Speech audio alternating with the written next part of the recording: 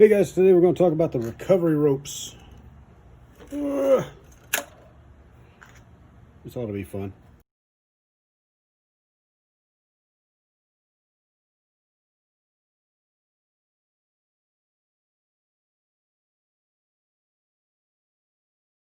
Alright, today we're going to talk about these recovery ropes that everybody's running.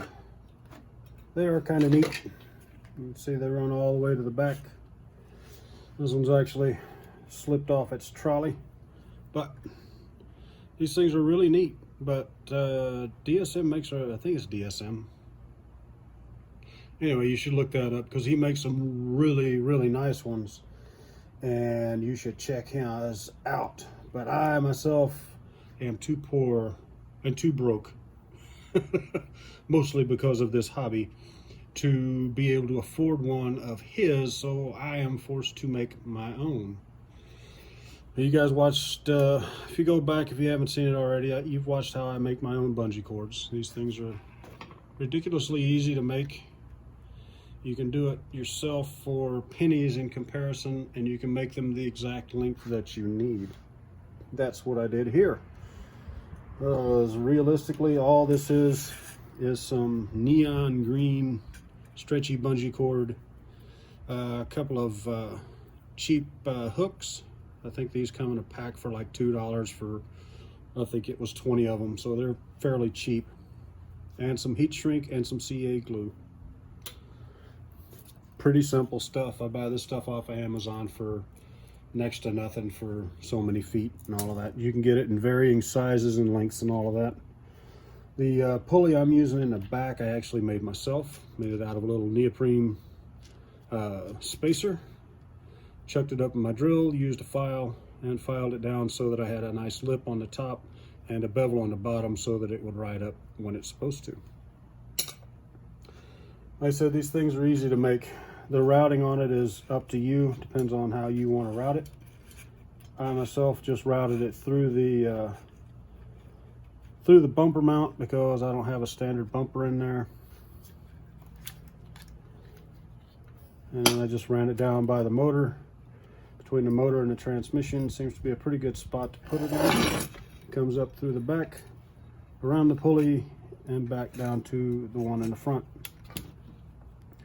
Now, if you put it in there and you find out that it is too short, you can always move it around till you get it to the right tension so that it stays where you want it. You can make different hooks. I've got a treble hook looking thing. I guess it's actually just a bi hook that I use on my other one.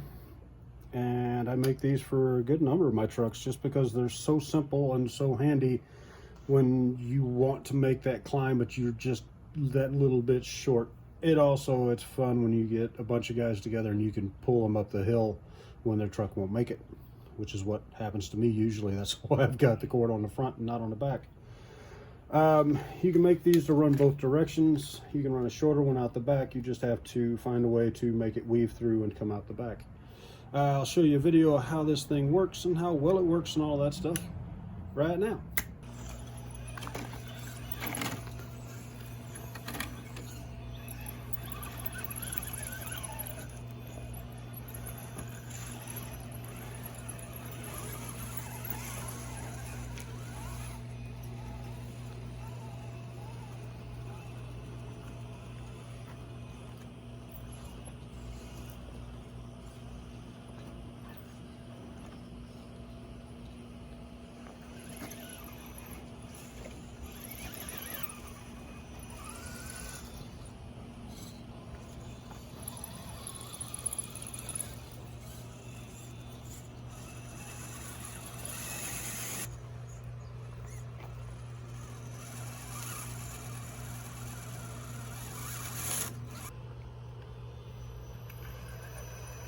You gotta give us a guess. Anyway, these things really are just super simple to make. You should, if you have some CA glue and you can get a couple of feet of this nylon coated bungee cord, it's going to wear pretty well, so you don't have to worry about that. The way this one's set up, I pulled it through one of the holes in the bumper. I could have gone through the center, but it would have meant rerouting everything. So it's fine to come off the side like that. It's just going to work that way. Anyway, if you have any questions about this, drop them in the comments down below. Thanks for watching, guys. Have a good day.